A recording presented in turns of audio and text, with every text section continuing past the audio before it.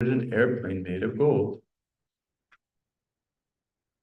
Passing through the airways, he went directly to the abode of Lord Vishnu, the husband of the goddess of fortune. Okay, purport.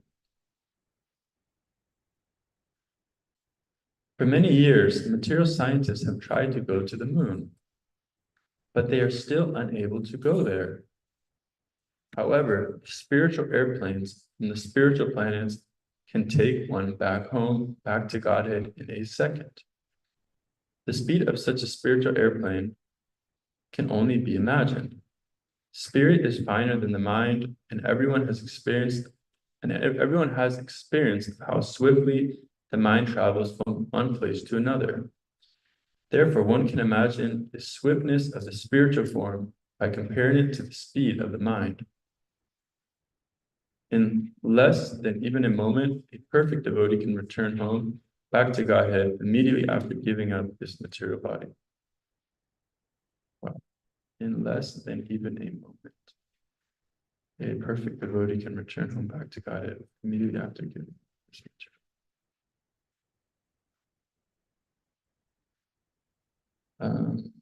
Om Ajnanatimirandasya Gyananjana Salakaya Chakshunmilitam Yena Tasmai Shri Gurave Namaha Shri Chaitanya Manobhistam Sthapitam Yena Bhutale Swayam Rupa Kadamayam Tata Iswa Padantikam Vandeham Shri Guru Shita Padakamalam Shri Guru Vaishnavam Sam Shri Rupam Sakajatan Sakana Raguna Tambitam Tam Sajivam Sadvaitam Sadvadutam Parijana Sahitam Krishna Chaitanya Devam Shri Radha Krishna Padan Sagana Lalita Shri Vishakam Vitamscha Panchakalpatarubhyascha Kripa Sindhu Evacha Patitanam Pavanebhyo Vishnavebhyo Namo Namaha Jai Shri Krishna Chaitanya Prabhu Nityananda Shri Advaita Gadadhara Shivasari Gaura Bhakta Vrinda Hare Krishna Krishna Krishna Hare Hare Hare Rama Rama Rama Hare Hare.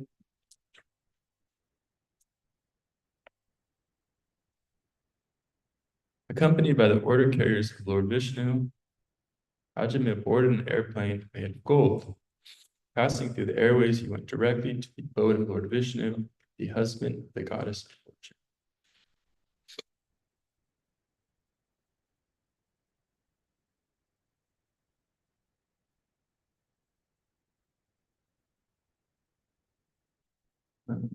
Just extensive notes. Okay.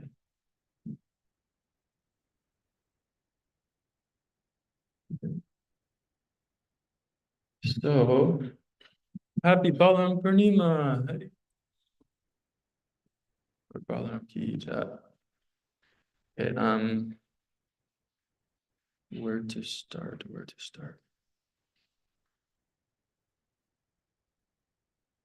So this idea of the Lord, you want some sitting pad in that door there, next to the mridanga there?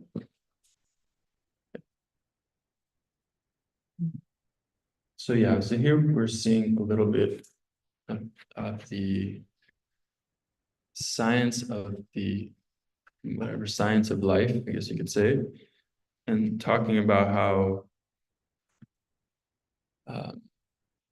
yeah, spirit is much more subtle than matter. So in this verse, Prabhupada is saying how the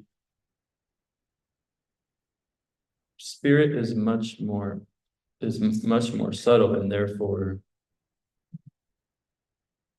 yeah, the spiritual airplanes can go much faster than you can imagine.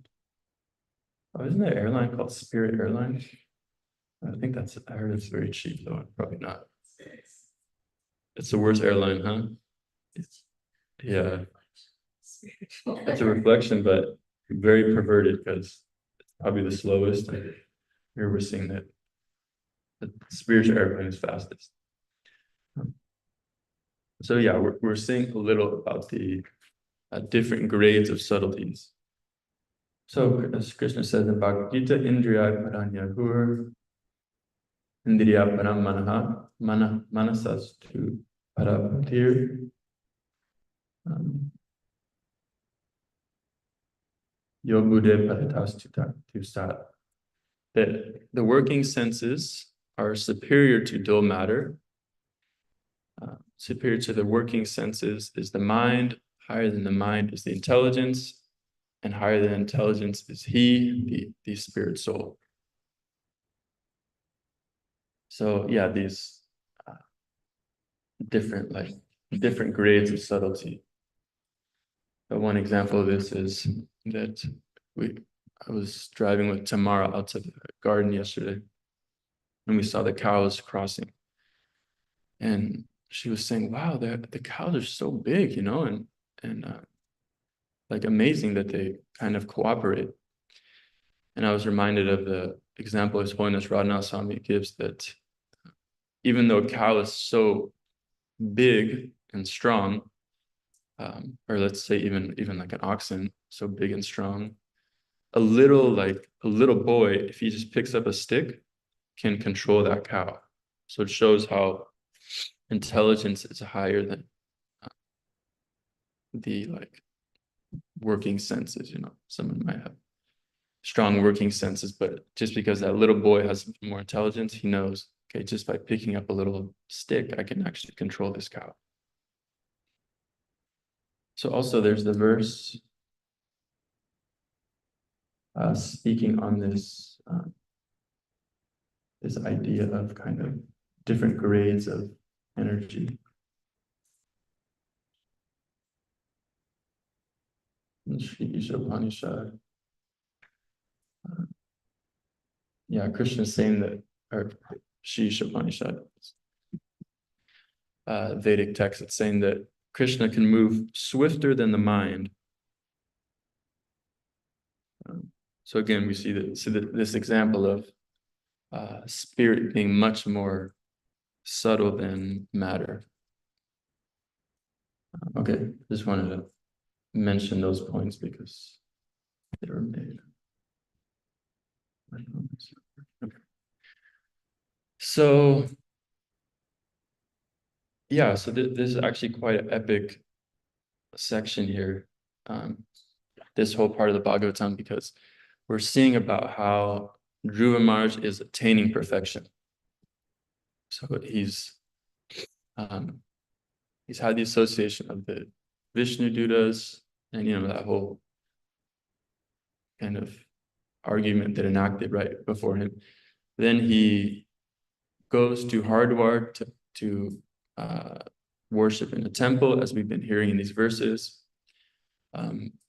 Many nice descriptions about how worshiping the Lord, by worshiping the form of the Lord, and one can attain perfection. So Prabhupada is making so many nice points about living in the temple. Welcome Parma to the temple. And Prama. Yeah, so the benefits of living in a temple and being able to engage in service to the form of the Lord. And in this way, kind of, become purified and develop our dormant love of God. Another nice point that was made is that you saw in a few verses back, we heard how Ajamil, once he had gotten to the kind of end of his life, the Vishnu Dutas came back, and they were with him at the time of death. And he must have been, it's probably when Krishna Surya sees Dina Palika first gave him a book, it's just so grateful. And so similarly, Ajamil, you can imagine how grateful he was. Oh wow, these my first gurus are coming back, and they're the ones that helped me so much, put me on the path. So now he's about to leave this body, and the Vishnu Dutas are there. And then, as we see today, he goes back on his golden airplane. So it made me think of this idea, because I just read this recently, I don't know where, but it was saying that if one chants and hears the holy name at the time of death, then one will attain perfection, go back to Godhead. So I was thinking that, how important it's going to be to have devotees in our midst when we're also leaving the body. And it's a point often brought up by, Dhruva Maharaj and Parijata, because they've helped so many devotees in that last stage of life. So they stress the importance of, making good relations, because at the time when you're in your final hours, who's going to come chant for you? Who's going to come and, give you that assistance to go back to Godhead. So I was just thinking, how important it is to have the association devotees, to have a community, and and within that community to be very conscious in our dealings that these are the people that are actually going to help me at this very critical time of death. So I know there's a quote, His Holiness Bhakti Tirtha Maharaj, I used to see that this quote was in the hallway of the ashram, saying that treat everyone as if your spiritual life depends on it. So there's this idea, mundane example, but can be spiritualized, about emotional investments. You guys heard of that? The people's emotional bank accounts. Yeah, okay. Yeah, so everyone has emotional bank account, and you can either, with each interaction, you can either deposit in that bank account or withdraw. And then the idea is now, basically someone is develops their conception of you, or maybe not conception, their likings toward you, based on, I guess in the more conditioned state, I guess a pure devotee who likes everyone unconditionally. But if we're not at that point, then we kind of depend on someone building up a strong emotional bank account with us. So this is very important. Here we're seeing the same devotees every day. It can be very austere, living with the same people, dealing with the same issues, dealing with whatever. Sometimes you wish you were just out stranded in a desert, just with your tent, and because you're just man, I just don't want to see people today, but I can't even go wash my plate in the ashram without seeing 3 devotees. So it can be quite austere, but what a benefit. Yesterday, this person I know, let me make sure he's not on the call. Anyways, I wouldn't mind joking with him about this in person either. But he was posting these little updates on WhatsApp, and he's come here and stayed for extended periods. And now I know he's out living on his own. And in a few days now, he's been posting these updates on his WhatsApp where there's a squirrel that stays outside of his apartment, and he'll invite the squirrel in. And each video, it's showing how the squirrel is becoming more and more friendly to him. I should probably tell him to read the section of Jet Bharat, getting attached to the deer.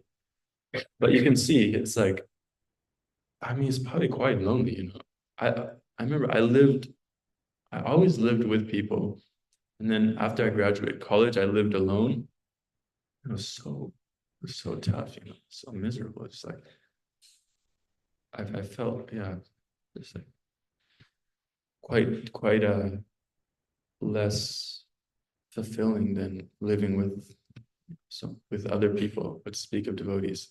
So anyways, my friend, yeah, I don't know if he's developing his relationship with Krishna much, but he is developing his relationship with this squirrel.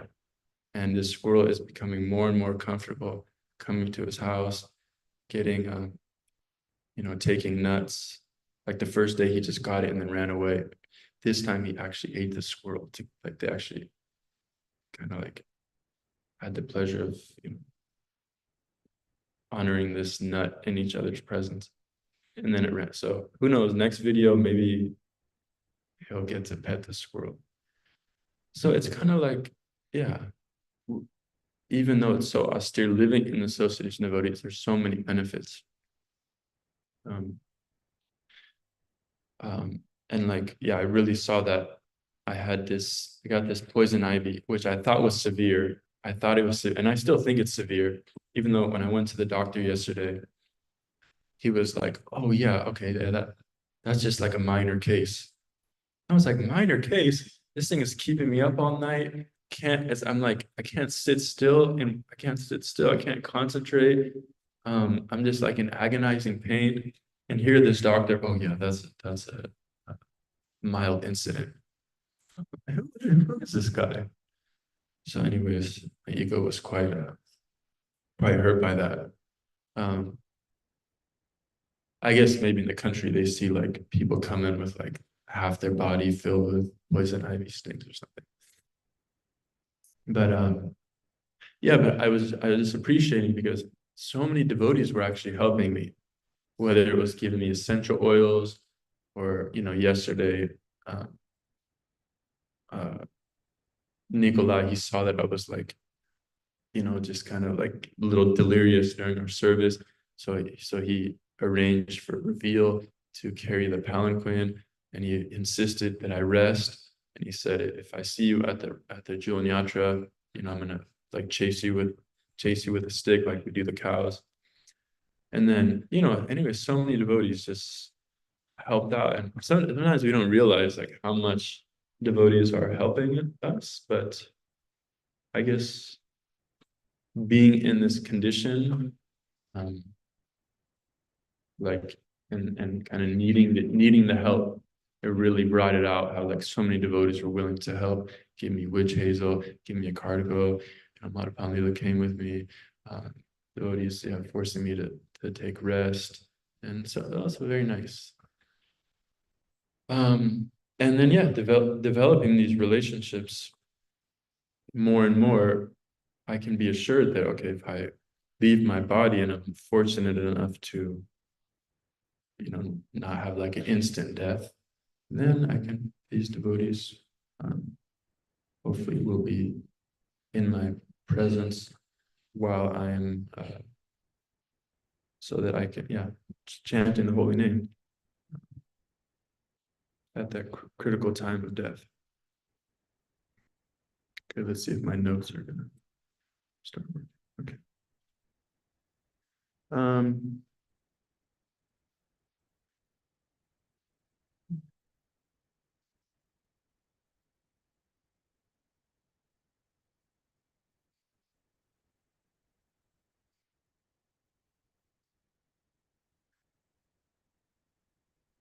So I wanted to say something also.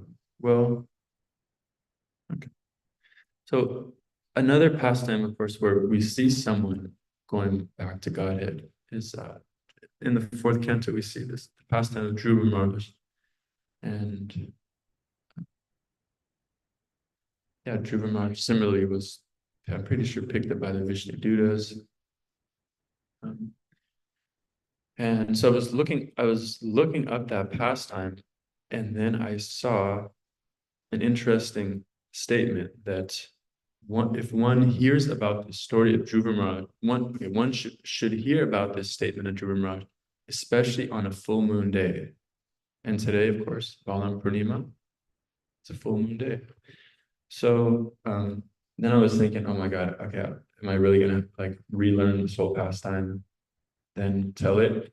But then luckily I found this verse that says, After observing the glories of Dhruva Maharaj, the great sage Narada, playing his veena, went to the sacrificial arena of the Prachetas and very happily chanted the following 3 verses.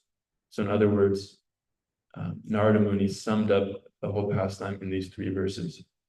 So I didn't have to relearn the whole pastime, and also by hearing these 3 verses, I think we can get the same benefit as was said before. Okay, so the great sage Narada said, simply by the influence of his spiritual advancement and powerful austerity, Dhruva Maharaj, the son of Suniti, who was devoted to her husband, acquired an exalted position not possible to attain even for the so-called Vedantists or strict followers of the Vedic principles, not to speak of ordinary human beings. The great sage Narada continued, just see how Dhruva Maharaj, aggrieved at the harsh words of his stepmother, went to the forest at the age of only 5 years, and under my direction underwent austerity. Although the Supreme Personality of Godhead is unconquerable, Dhruva Maharaj defeated him with the specific qualifications possessed by the Lord's devotees. So we see here, yes, the determination of Dhruva Maharaj to, he's explained, given as a great example of being determined.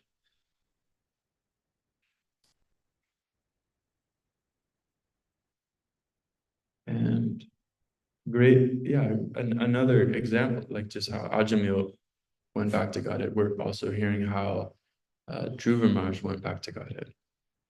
And it was by that, by having this great determination, went out to the forest.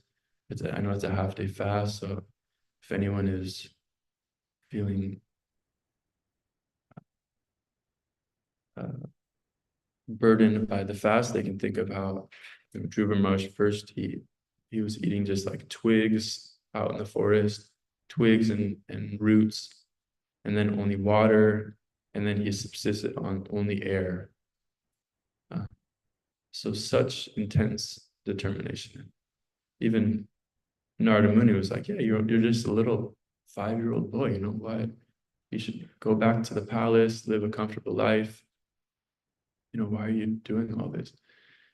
And then Dhruva Maharaj responded that, thank you, I know you're a great sage, and thank you for this, for instructing me that or suggesting to me that I go back to the palace and live in comfort, but I'm sorry, my Kshatriya nature won't allow me to, so I'm kind of,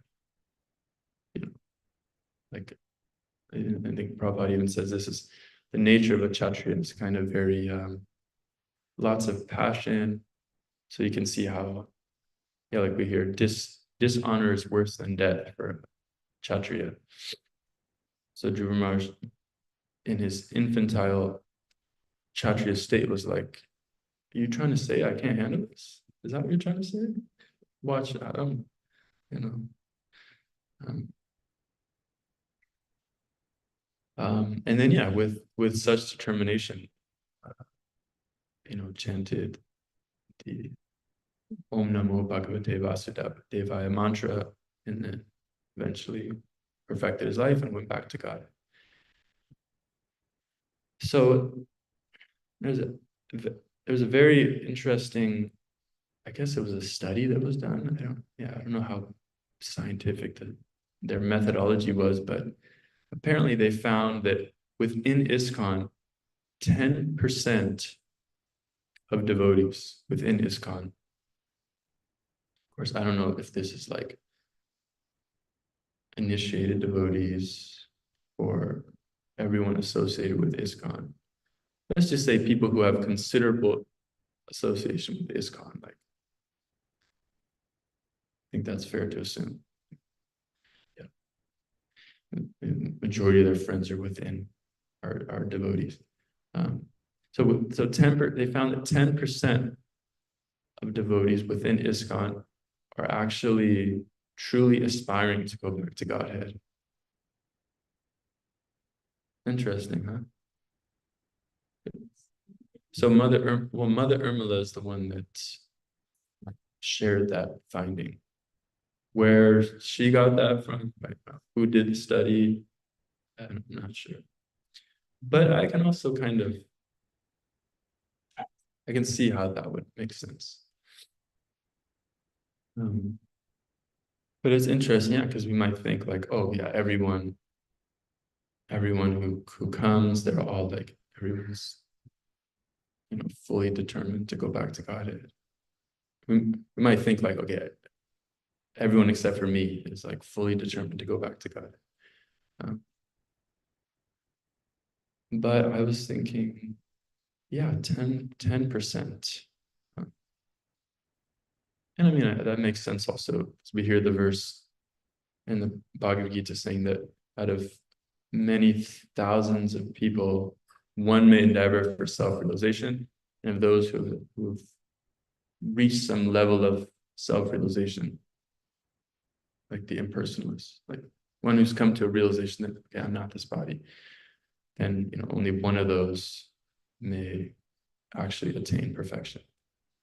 So it's very rare. And I was thinking we could get like a shirt, like become the 10% or something, like join the 10%. Of course, I definitely don't, on analyzing myself, I definitely don't think I'm within that 10%, but it's a nice thing to aspire for.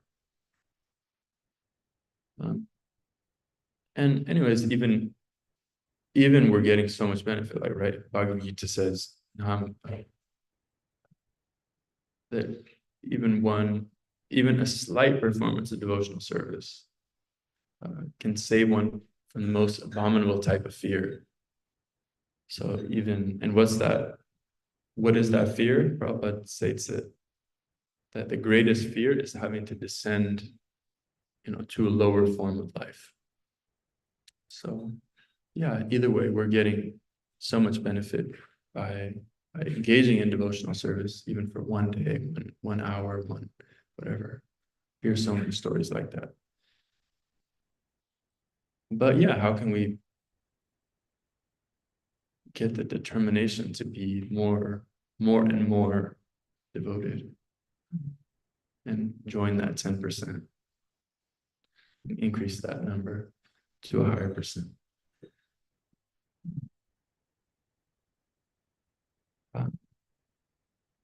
Okay, so I'll stop there.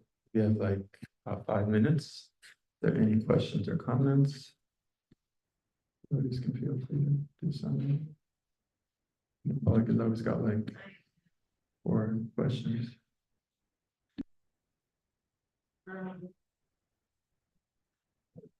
I was just thinking of this one, it's over the last couple, but how significant improvements only have this one about whether they have quite a strong personality.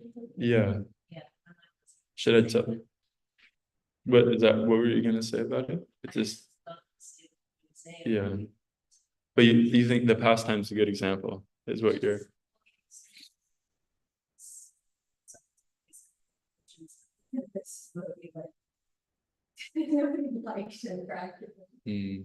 I like them. One time I went to the New Orleans temple and he gave me some prasada.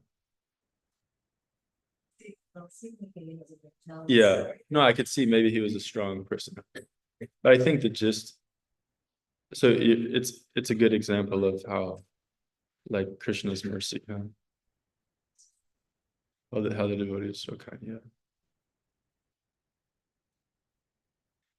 So Dinapalika's recounting how this devotee, Prabhupada disciple,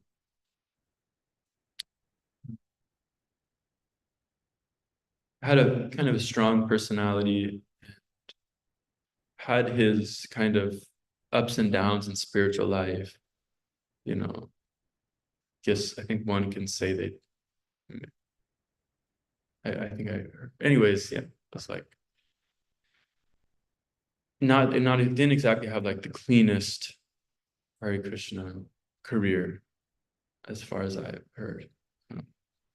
But then, had the opportunity, like when he was leaving his body, got to live at one of our temples, and one of his god brothers who he had served with in the past heard that this devotee was now like on the verge of death, and just left everything. And he wasn't like one of his best friends, but he just felt obliged to go and take care of him. And so he was looking after him at the last moments of his death. A month, yeah. It was a month. Yeah. I was living at the temple where that devotee left from to go. Yeah, I remember that. I actually went to that. I went to the kind of like funeral kirtan. But that devotee, yeah, even so, one thing that caretaker recounts is how, even though that devotee had kind of like many ups and downs in his life, at the end of his life, I guess he had a favorite acharya, one of our acharyas. And at the end of his life, he was calling out to that acharya, and he actually left on the disappearance, appearance or disappearance of that particular acharya. Is when he left. He left this world. He left this world. So I think it's a few nice things from that story. Yeah, the mercy of the devotees, and how. We do hear that at the same time, like Lord, one gives their life to Lord Chaitanya. Lord Chaitanya will remember them at the end of their life. So, and there are different stories like that about how, yeah, Lord Chaitanya has clearly kind of made up for whatever deficiencies were in the devotee's devotional. Thank you. Yeah, thank you for saying that. I was kind of feeling a little hopeless, like, what if I'm not part of the 10%? What's the chance for me? But no, that story just gives a lot of hope. Okay, Rama.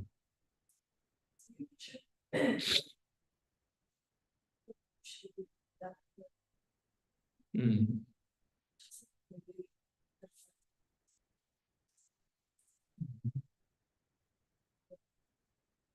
Mm.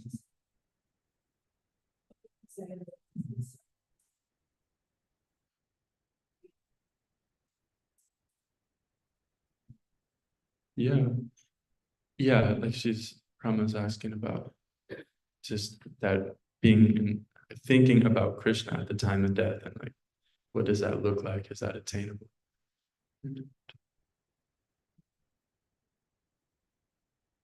There's like I recounted that, yeah, hearing the holy name at the time of death, that like guarantees some, going back to Godhead. So of course, in order for you to be in that state, then it definitely requires Krishna's mercy and the mercy of the devotees. Because it maybe even there's devotees around you chanting, but if Krishna doesn't want you to hear the holy name, I don't know, your ears could be blocked up with earwax or something. You might not hear it. So, but I think, like how I've heard is that at the time of death, like this pastime of Ajamil is very instructive, because he had become so attached to his son. So at the time of his death, like his main attachment in life was now coming to the forefront. And he was thinking, oh, Narayan, my son, Narayan. So similarly, at the time, that's our whole process, is to flood ourselves with Krishna and Krishna service, so that at the time of death, like that's what will surface. We're not going to be thinking of like whatever we might be thinking, whatever attachments. Yeah, the squirrel. Yeah. Oh, that squirrel. What's this? Yeah, like so many stories in the Bhagavatam. Like, yeah, Chadpara, he became so concerned with the deer. So then at the end of life, he was thinking, what's going to happen to the deer? So I think, yeah, just becoming more and more attached to Krishna and Krishna's service. And then that's what will be in our consciousness at the time of day. So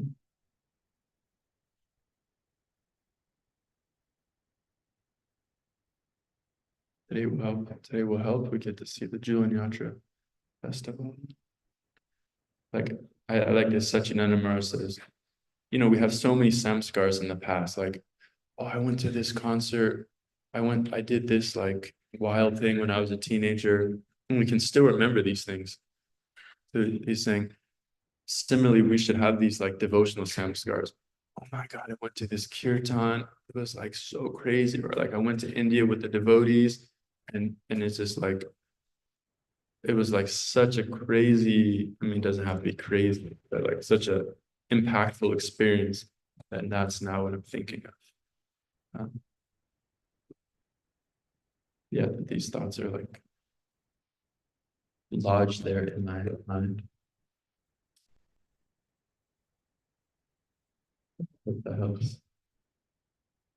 Okay. The Madhurya Prabhu, do you know? Huh?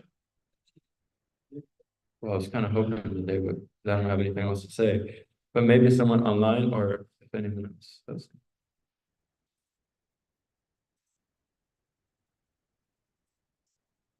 Forcing. What it has. Yeah, no, I think it's in relation. So Dina Palag was saying there. So in his Devamrita Swami often brings up this point about Krishna forcing himself into our consciousness at the time of death. If we're so, yeah, even if we're so disturbed. Mm. Maybe these some. You've done full life in the service. These aren't having Yeah. Yeah. Like, oh man, should have taken care of your poison ivy. Now you're in pain about this poison ivy. You can't think about it. Yeah. I don't know. I think it's maybe in relation to Lord Chaitanya's mercy that he tells that.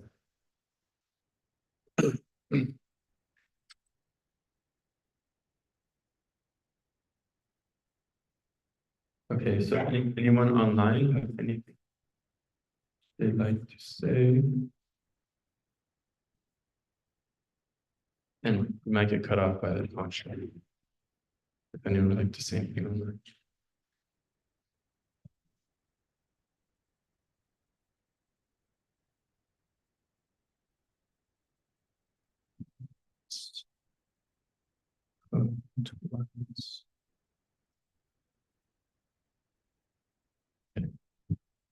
Srimad Bhagavatam ki jai, Prabhupada ki jai.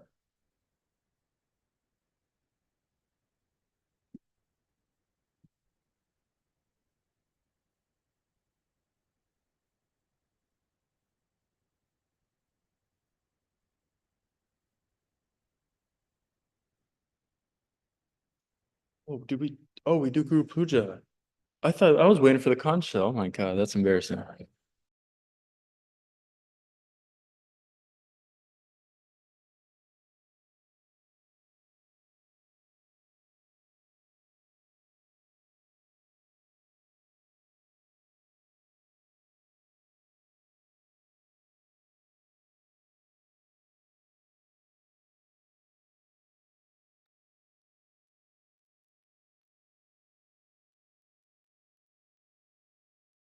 Yeah, yeah.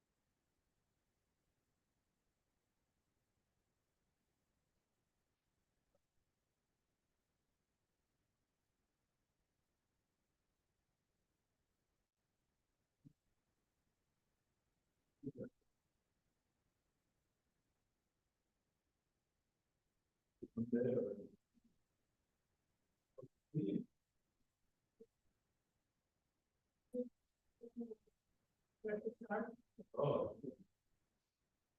oh, you're the one. You love them. Really?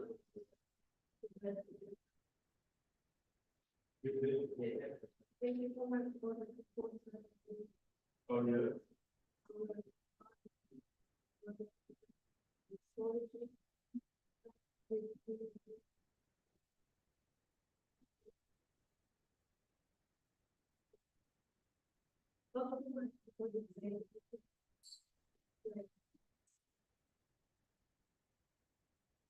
That was bad.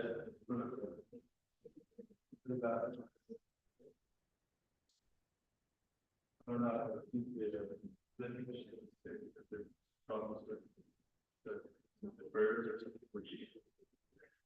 Yeah,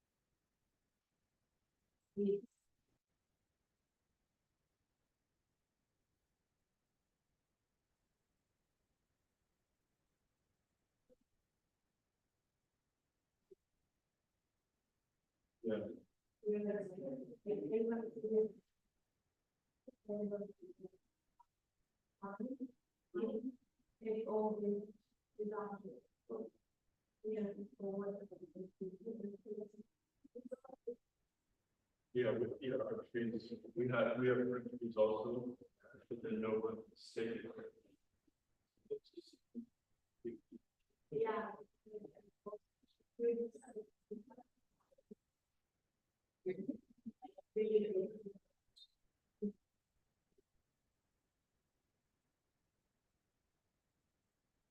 Yeah, yeah, yeah. I don't, yeah.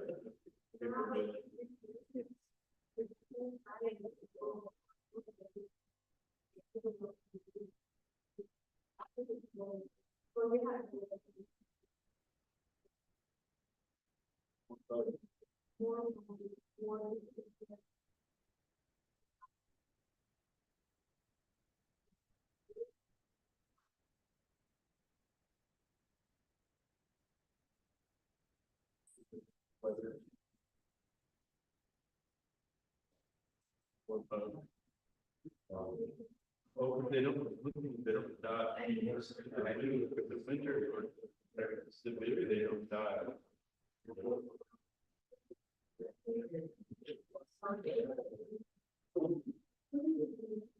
Oh, it's later.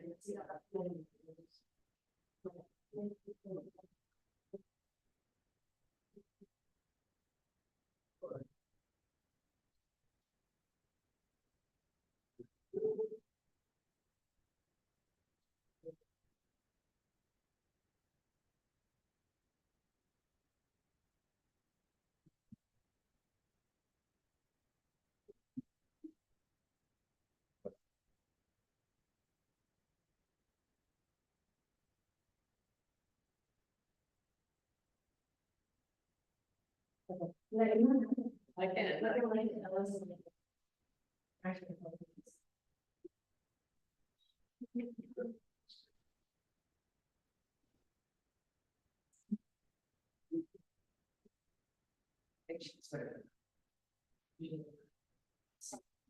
Yeah.